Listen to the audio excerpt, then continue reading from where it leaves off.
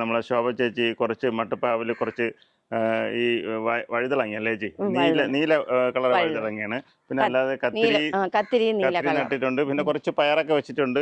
നമുക്ക് ഈ ചേച്ചി ഇത് എങ്ങനെയാണ് ഇതിനെ മിക്സ് ചെയ്ത, ഇതിനകത്ത് എന്തൊക്കെ മിക്സ് ചെയ്തിട്ടുണ്ടെന്ന് നമുക്ക് ചേച്ചിയോട് ചോദിക്കാം. ഇത് എങ്ങനെയൊക്കെയാണ് ചേച്ചി ഇതിനകത്ത് മിക്സ് ചെയ്തേക്കുന്നത്, എന്തൊക്കെ ഇട്ടിട്ടുണ്ട് ചേച്ചി? ഇത് ഞാൻ ചാക്കാണ്, ക്യാൻ എനിക്ക് കുറച്ചേ കിട്ടിയുള്ളൂ. ചാക്കിൽ ഞാൻ അടിയിൽ തൊണ്ടും കരിയിലയും അടിയിലിട്ടിട്ട് അതിന്റെ മുകളിൽ നമ്മൾ ഇതിന്റെ കടയിൽ നിന്ന് വാങ്ങിക്കണ പ്രോട്ടീൻ മിക്സും അതിൽ കൂടെ ചാണകപ്പൊടി, എല്ലുപൊടി, വേപ്പ മുണ്ണാക്ക്, കുറച്ച് മണല് അതും കൂടി ചേർത്ത് നട്ടിട്ട് നല്ല ഫലം എനിക്കുണ്ടായി.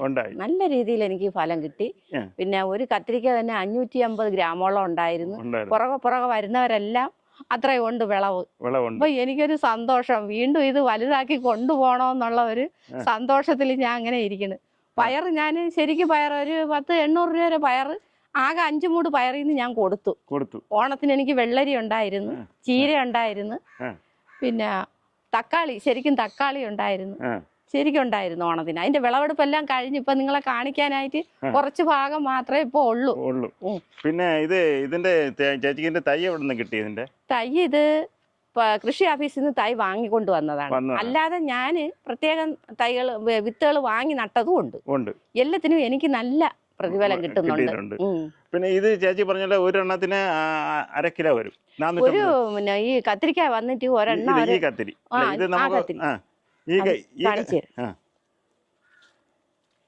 ഇത് തന്നെ.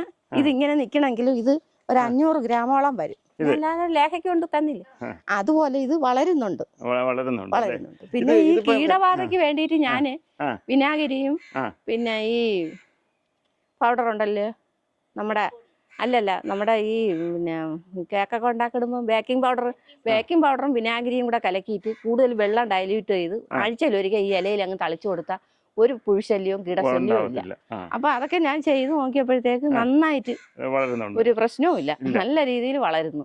ഇതും ഈ നമുക്ക് കൃഷി ഓഫീസിൽ നിന്ന് കിട്ടിയ ഇതും അത് തന്നെയാണ്. അപ്പൊ ഇതിപ്പോ എത്ര നാളായി ഇത് വെച്ചിട്ട്? ഇത് വെച്ചിട്ട് ഇപ്പൊ ഒരു 3 മാസമേ ആവുന്നുള്ളൂ. 3 മാസമായി? 3 അല്ല, ഒരു 4 മാസത്തോളം ആയി. 4 മാസമായി. നിറച്ച് പൂക്കളുണ്ടായി. ഇതിപ്പോ എത്ര നാൾ ഇരിക്കുമെന്നല്ലോ? ഇത് ഏകദേശം ഇതിപ്പം കായ എടുത്തു കഴിഞ്ഞിട്ട് ഇതിനെ വെട്ടി പ്രൂൺ ചെയ്യും. അത് കഴിഞ്ഞ് പുതിയ തിളിര് വരുമ്പോഴത്തേക്ക് അതിൽ പൂക്കളുണ്ടാവും. അപ്പം വീണ്ടും ഇത് തന്നെ കായകള് നമുക്ക് കിട്ടിക്കൊണ്ടിരിക്കും. ഇത് ഏകദേശം ഒരു 1.5 വർഷം വരെ ഒരു ചെടി നിൽക്കും. ഉറപ്പാണ്. 1.5 വർഷം നിൽക്കും. പിന്നെ ഇതും അത് തന്നെയാണ് അല്ലേ? ഇതും അതിലുള്ളത്. പിന്നെ കാക്ക പറിച്ചു കഴിഞ്ഞ് ഞാൻ ഇനി ഇതാണ്ട വരുന്നതേ ഉള്ളൂ. കണ്ടോ, പൂക്കൾ വരുന്നതേ ഉള്ളൂ. അതൊക്കെ ഈ കണക്കാവും. ഇതേപോലെ തന്നെ. അതുപോലെ തന്നെ ഞാൻ ഗോവല് നട്ടിട്ടുണ്ട്. ഗോവലെന്ന് പറഞ്ഞാൽ നല്ല ഗോവലാണ്. ഇത്രയും വലിയ നീളമുള്ള കായാണ്. നമുക്കൊരു 10 കാ തന്നെ നമുക്കൊരു കറിക്കുണ്ട്. ഇത് ഇവിടെ ആദ്യമായിട്ട് ഇപ്പൊ നട്ടതാണ്? നേരത്തെ ഞാൻ എനിക്ക് ഉണ്ടായിരുന്നു, അത് കാലഹരണപ്പെട്ട് പോയി. ഇപ്പൊ രണ്ടാമത് ഞാൻ കൊണ്ടുവച്ചതാണ്. ഇത് ഞാൻ കൊടുത്ത ആളിനെ തിരിച്ചു വാങ്ങിച്ചു. ഇത് നമുക്ക് ഒരു കാര്യമുള്ളത്, ഈ നാടൻ പച്ചക്കറി നമ്മൾ കഴിച്ചാൽ നമുക്ക് അതൊരു ടേസ്റ്റ് തന്നെയാണ്. നമുക്ക് ആരോഗ്യത്തിന് നമുക്ക് വിശ്വാസം, ഒരു ഉറപ്പുണ്ട് കഴിക്കാം. അപ്പൊ ഈ വെണ്ട ചേച്ചി താഴെ നട്ടേക്കുന്നുണ്ട്. നമുക്ക് അതിനകത്ത് നോക്കാം, താഴെ പോയിട്ട് ഇറങ്ങി നോക്കാം. തക്കാളിയും ഇതേ രീതി തന്നെ മെത്തേഡ്. പക്ഷെ ഈ പ്രോട്ടീൻ മിക്സ് എന്ന് പറയുന്നത് നമ്മൾ ഒരക്കടയിൽ നിന്ന് വാങ്ങിക്കുന്ന ആ മണലില് നമ്മൾ എന്ത് നട്ടാലും നല്ല രീതിയിൽ കാഫലം ഉണ്ടാവുന്നുണ്ട്. അപ്പൊ ഇതിനകത്ത് പിന്നെ ചേച്ചി ആ പ്രോട്ടീൻ മിക്സ് അല്ലാതെ ചാണകപ്പൊടിയുണ്ട്, ചവിരിച്ചോറുണ്ട്, ഈ നിറച്ചങ്ങ് നട്ടു കൊടുത്തോണ്ടാ മതി.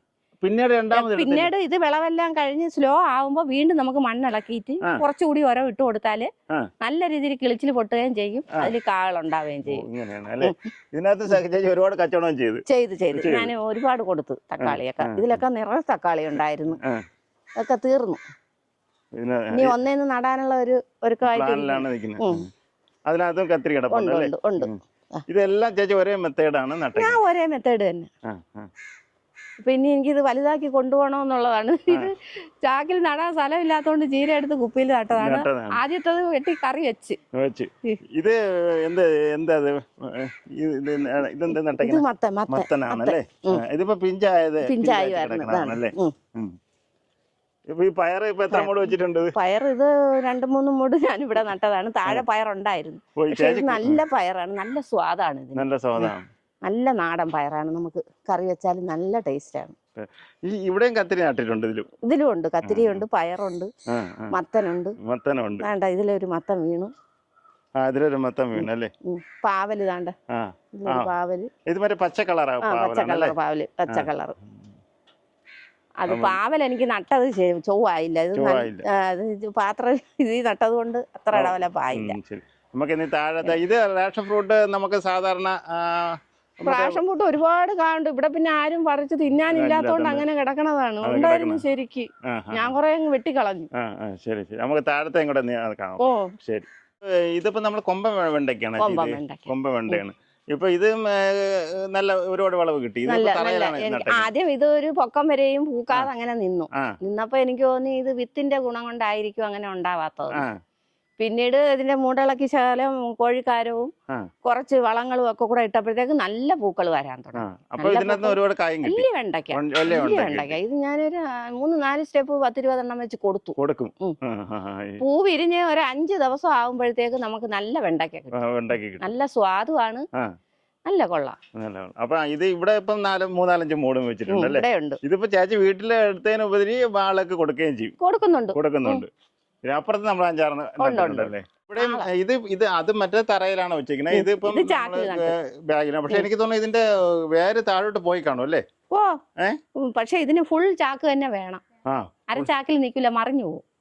ഇത് ആദ്യം ഒരു തുടക്കമായിട്ട് ഞാൻ ചെയ്തല്ലേ, ഇനി ചെയ്യുമ്പോഴത്തേക്ക് നമുക്ക് നല്ല രീതിയിൽ നടാം. ഇതിനകത്തുനിന്ന് ഇഷ്ടം പോലെ കിട്ടിയതാണ്ട ഈ പറിച്ചിരിക്കുന്ന അത്രയും കായകളാണ്. 1 2 3 4 5 മേളോട്ട് നിൽക്കുകയാണ്. 5 തന്നെ അടത്ത്. ഇതൊരെണ്ണം ഞാൻ വിത്തിന് നിർത്തിയിരിക്കുന്നു. നല്ലൊരു വിത്തിന് നിർത്തിയിരിക്കുന്നു. ഇവിടെയും കുറച്ച് തക്കാളിയുണ്ട്, പയർ ശരിക്കും ഉണ്ടായിരുന്നു. ഇവിടുന്നാണ് ഞാൻ പറിച്ചു കൊടുത്തത് അല്ലേ? അത് പട്ട്. ഈ തക്കാളി എന്തെങ്കിലും ഇനമാണോ മറ്റേത് ഇതുമായിട്ട് വല്ല വ്യത്യാസം? ഇല്ല, തക്കാളി ഈ കൃഷി ഓഫീസിൽ നിന്ന് വാങ്ങിച്ച തൈ ആയതുകൊണ്ട് നമുക്ക് അതിൽ വ്യത്യാസമുണ്ട്. നമ്മളെ നാടൻ നമ്മൾ വിത്തിട്ട് കിളിക്കുന്നതിനേക്കാളും ഫലവും ഉണ്ടാവും, നല്ല പുഷ്ടിയായിട്ടുള്ള തക്കാളിയും കിട്ടും ഇതിന്ന്. അല്ല, അത് അവിടെ നിന്ന് വാങ്ങിയ ഹൈബ്രിഡ് തൈ എന്നാണ് പറയുന്നത്. അതുകൊണ്ടാണ് അത് ഇത്രയ്ക്ക് ക്വാളിറ്റി കിട്ടുന്നത്. അങ്ങനെ വാങ്ങിച്ചോണ്ട് വന്ന് നട്ടതാണ്. അപ്പൊ ഇനി വാങ്ങി നടണമെന്നും ആഗ്രഹമുണ്ട്. മുളകൊക്കെ കാച്ച് പൂവിടണതേ ഉള്ളൂ. മുളകൊക്കെ അങ്ങനെ ചെയ്യാനായിട്ട് മുമ്പോട്ട് കൊണ്ടുപോകണമെന്നുള്ളൊരാഗ്രഹത്തിൽ ഇരിക്കുന്നു. ശരി ശരി. ഇതിപ്പം ഇവിടെ ഈ തെങ്ങിലെ പടത്തിക്കുന്ന ഇതിപ്പം ഒരു മൂടാണോ ചേച്ചി പടത്തിക്കുന്നത്? ഇത് ഒരു മൂട് അവിടെ അങ്ങനെ കിളിച്ച് വന്നതാണ്. എനിക്ക് ഓൾറെഡി ഞാൻ വിത്ത് കൊണ്ട് കളഞ്ഞപ്പോൾ അതിൽ നിന്ന് കിളുത്ത് വന്നതാണ്. കിളുത്ത് വന്നതാണ്. പക്ഷെ പച്ച പാവയ്ക്കാണ്, ശകലവും കയ്പില്ലാത്ത പാവയ്ക്ക. അതാണ് ഞാൻ ചോദിക്കുന്നത്, ഇത് കയ്പില്ലാത്ത പാവയ്ക്കാണ് അല്ലേ? നിറയെ ഉണ്ടാവുന്നുണ്ട്. ഞങ്ങൾ ഒരുപാടെണ്ണം പറിച്ച് കറി വെച്ച് ഇനിയും താണ്ടെ വരുന്നുണ്ട്. ഒരുപാട് പ്രത്യേകിച്ച് മരുന്നൊന്നും ചേച്ചി അടിച്ചില്ല? ഇല്ല, ഇവിടെ എന്തെങ്കിലും ഇത്തിരി കഞ്ഞിവെള്ളോ ഞാൻ എന്തെങ്കിലും ഇച്ചിരി കോഴിക്കാരോ ഇച്ചിരി എന്തെങ്കിലുമൊക്കെ ഇടയുള്ളൂ. അല്ലാതെ വേറെ പ്രത്യേകിച്ച് ഇവിടെ വളമിട്ടില്ല. താഴെ നിൽക്കണത് കൊണ്ട് കാള് നമ്മള് ശോഭ ചേച്ചിയുടെ മട്ടുപാവ് കൃഷിയും പിന്നെ താഴെ ചേച്ചി കുറച്ച് വീടിന്റെ താഴെയൊക്കെ കുറച്ച് കൃഷി ചെയ്യുന്നുണ്ട്. ഇത് ചേച്ചിക്ക് ഒരു മനസ്സിന് സന്തോഷം കിട്ടുമെന്നാണ് പറയണത്. ഈ വീഡിയോ ഇഷ്ടപ്പെട്ടിട്ടുണ്ടെങ്കിൽ ഷെയർ ചെയ്യുക, ലൈക്ക് ചെയ്യുക, സബ്സ്ക്രൈബ് ചെയ്യുക.